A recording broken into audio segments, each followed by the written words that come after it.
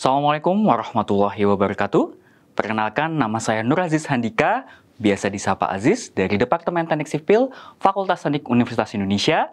Pada video kali ini, kita akan membicarakan tentang Lesson Learned Tagar 1, Gempa Bumi Lombok 2018, dengan detail pembesian dan sambungan rumah untuk fokus pembicaraannya.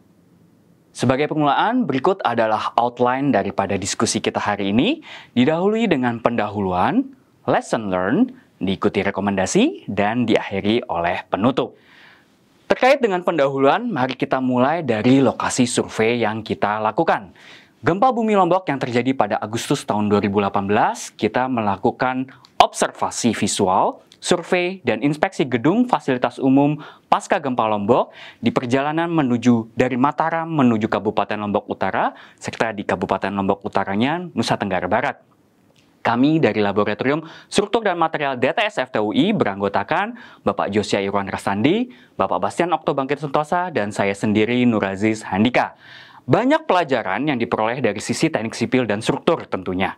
Kondisi keruntuhan pada bangunan sederhana dan analisis penyebabnya adalah yang akan kita bicarakan pada video Tagar 1, Lesson Learned Gempa Lombok 2018. Kita akan fokuskan pada detail pembesian dan sambungannya. Baik, mari kita lanjut kepada Lesson Learned, kasus keruntuhan sambungan elemen struktur dan detail pembesian. Oke, bagaimana lesson learned yang kita dapatkan dari gempa bumi Lombok ini? Tentunya dari fasilitas umum, fasilitas sosial, dan rumah tinggal sederhana yang kita jumpai, ada beberapa kasus keruntuhan yang sifatnya tipikal atau sering terjadi. Oke, mari kita lihat satu persatu bagaimana kasus yang kita jumpai di lapangan tersebut. Bermula dari Masjid Al-Mutakin, kita lihat di sini terlihat kubahnya yang runtuh. Jika kita lihat, ternyata kubah ini runtuh karena tiang penyangganya dan bagian balok melingkar yang berada di atas dan di bawahnya, bisa kita lihat pada sambungan antara balok dan kolom tersebut, adanya detail pembesian pada sambungan yang bermasalah. Oke, nah kasus kedua kalau kita lihat di Pasar Kayangan, gitu ya, di sini bisa dilihat ada bagian yang kolomnya menjadi miring, ada juga bagian kolom yang benar-benar rubuh. Pada kolom yang rubuh ini bisa dilihat mutu tulangan, mutu beton, ukuran, jumlah, dan pengangkuran dari pembesian yang digunakan tentu dipertanyakan mengapa hal ini bisa terjadi. Oke, nah kasus selanjutnya bisa kita lihat pada Puskesmas Senaru. Pada Puskesmas Senaru ini tentunya ada masalah pada pembesian sambungan, gitu ya. Kasus tipikal terjadi juga pada bagian kolom bertemu dengan balok sluf di bawahnya, dan kolom bertemu dengan balok ring atau balok keliling di bagian atasnya. Oke, di Puskesmas Senaru ini juga terdapat masalah dalam hal atap, gitu. Bisa dilihat gentengnya terlihat runtuh, gitu ya. Namun, pada video Tagar 1 ini kita konsentrasikan pada sambungannya saja. Kasus keempat adalah masalah pada sopi-sopi atau gunung-gunung, pembesian dan pengangkuran yang terjadi pada SDN 2 Sokong. Jadi sopi-sopi atau gunung-gunung adalah bagian dinding yang berbentuk segitiga yang biasanya berada di bawah atap dengan tipe atap pelana. Nah, di sini bisa terlihat rubuhnya bagian ini mencerminkan kurangnya pengangkuran atau pembesian dari balok dan kolom yang berada di dinding tersebut.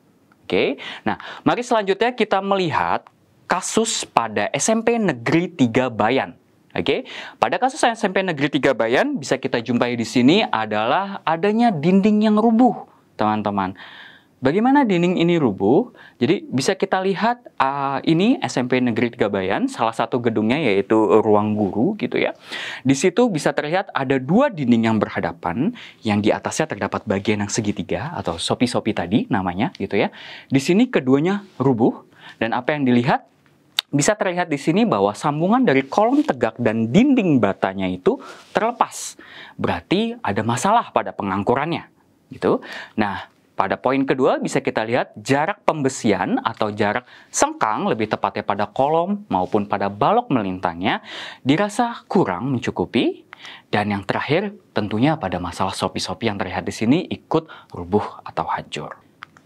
Mari kita lihat dari sudut pandang lain gitu ya. Terdapat sambungan kolom dan balok ring atau balok keliling yang terlepas juga pada bagian sambungan kolom, balok slough, dan fondasi yang juga terlepas.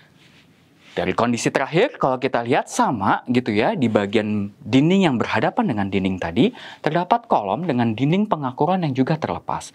Kolom tegak di sudut maupun kolom yang berada di tengah-tengahnya. Oke, nah jadi dari kegagalan-kegagalan tersebut bisa kita lihat kurang lebih permasalahan yang terjadi adalah tipikal. Gitu ya. Nah, bagaimana rekomendasi yang akan kita bahas di sini? Selanjutnya akan kita masuk kepada bagian rekomendasi. Baik, dari hasil pengamatan tersebut dapat kita lihat terjadinya kerusakan yang tipikal pada bangunan sederhana, fasilitas umum, maupun fasilitas sosial. Nah, sebenarnya bagaimana sih bangunan tersebut baiknya dikonstruksi pada bagian sambungannya, pemilihan materialnya, dan kerapatan dari tulangannya? Tentunya banyak sumber yang bisa kita dapatkan di internet. Namun sekali lagi, sumber mana yang bisa kita percaya? Tentunya dari kami sedikit memberikan tips, sumber yang dapat dipercaya biasanya adalah yang dikeluarkan oleh universitas atau yang dikeluarkan oleh kementerian terkait. Contohnya adalah Kementerian PUPR. Oke, pada bagian rekomendasi ini kita menyampaikan ada 3 rekomendasi referensi yang teman-teman bisa gunakan. Yang pertama adalah buku saku persyaratan pokok rumah yang lebih aman yang dikeluarkan oleh kerjasama dari JICA dan PU bersama Bapak Teddy Boon. Bapak Teddy Boon adalah salah satu pengajar di Departemen Teknik Sipil, dosen, yang sudah berakhir masa pengabdiannya. Lalu berikutnya adalah Peraturan Menteri Pekerjaan Umum dan Perumahan Rakyat Nomor 5 PRTM 2016 tentang izin mendirikan bangunan gedung atau IMB. Dan yang terakhir adalah pelaksanaan konstruksi rumah sederhana berupa panduan teknis. Oke, di sini terlihat adanya arahan bagaimana material, detail pembesian dan sambungan serta metode kerja yang dapat digunakan. Nah, bagaimana sih sebenarnya persyaratan pokok dari tahan gempa itu sendiri?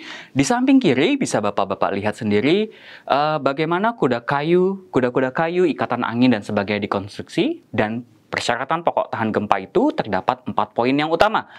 Poin pertama adalah kualitas dan bahan bangunan yang baik, keberadaan dan dimensi struktur yang sesuai, seluruh elemen struktur utama tersambung dengan baik, dan mutu pengerjaan yang baik. Nah, jadi gimana dengan kondisi yang tadi kita sudah sempat tunjukkan di awal?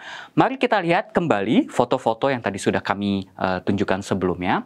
Satu persatu kita akan lihat di sini kasusnya ada hubungan antara kolom dengan balok slough pada fondasi, gitu ya. Jadi di sini terlihat sambungan tersebut bermasalah, gitu ya teman-teman. Nah, pada bagian atasnya juga terlihat sambungan yang bermasalah, dan rekomendasi yang diberikan dari buku ini antara lain adanya panjang pengangkuran. Jadi tulangan kolom itu pada bagian atas balok dilebihkan 40 kali diameternya, juga hal yang sama pada bagian fondasi. Jika digunakan 10 mm diameter tulangan yang digunakan, dengan demikian panjang pengangkuran minimalnya adalah 40 cm ke kanan dan ke kirinya. Dengan demikian terjadi sambungan atau yang anchor yang sesuai dengan yang distandarkan. Untuk kasus yang berikutnya adalah pada bagian sopi-sopi atau pada bagian gunung-gunung. Di sini terlihat tentunya ada dinding di bawah segitiga pelana atap, dan rekomendasi yang diberikan adalah adanya pengangkuran dari kolom yang berada di tengah ke kanan dan ke kiri dindingnya serta pada baloknya itu sendiri. Oke, jadi di sini bisa dilihat juga ada kolom yang berada di tengah yang runtuh gitu ya, dan di sini diperlukan adanya pengangkuran ke kanan dan ke kiri dindingnya. Terakhir, pemasangan sambungan angkur besi antara pengikat kolom dan dinding pada sudut bangunan. Di sini pada Permen PUPR nomor 5 PRTM 2016 Kementerian PUPR juga diberikan bagaimana teknisnya pada pemasangan batu bata sebagai dinding dan juga besi yang ikut dicor di antara lapisan batu bata tersebut. Jadi dengan demikian terjadi satu kesatuan antara kolom maupun dindingnya. Oke, jadi di sini bisa terlihat jelas teman-teman bagaimana gambar-gambar tadi pada referensi yang kami sudah sebutkan memberikan arahan dalam membuat konstruksi tersebut pada bangunan rumah sederhana. Baik, kita masuk kepada bagian terakhir, bagian penutup. Untuk membuat bangunan tahan terhadap gempa, beberapa aspek yang perlu diperhatikan adalah mutu bahan bangunan, pendetailan pembesian, sambungan dinding, kolom, dan balok. Pada gambar di sisi kanan dapat terlihat poster persyaratan pokok membangun rumah yang lebih aman yang dikeluarkan oleh JICA dan PU pada tahun 2010 awal, dan teman-teman bisa lihat pada link tersebut untuk melihat poster tersebut. Nah, yang perlu diperhatikan adalah pekerjaan tidak terlihat dan baru teruji ketika kejadian gempa. Oleh karena itu, berhati-hatilah dan patuhilah standar dalam proses pembuatan rumah itu sendiri demi keselamatan dan kesehatan jiwa kita bersama. Berikut beberapa foto-foto yang bisa kami tunjukkan. Jadi ketika itu kami stay di tenda karena memang sangat berbahaya jika stay di dalam bangunan ketika proses pelaksanaan UI Peduli di tahun 2018 tersebut. Dan ini adalah beberapa gambaran proses inspeksi yang kami lakukan dan formulir yang digunakan. Terima kasih atas perhatian teman-teman. Sampai berjumpa lagi di video selanjutnya. Wassalamualaikum warahmatullahi wabarakatuh.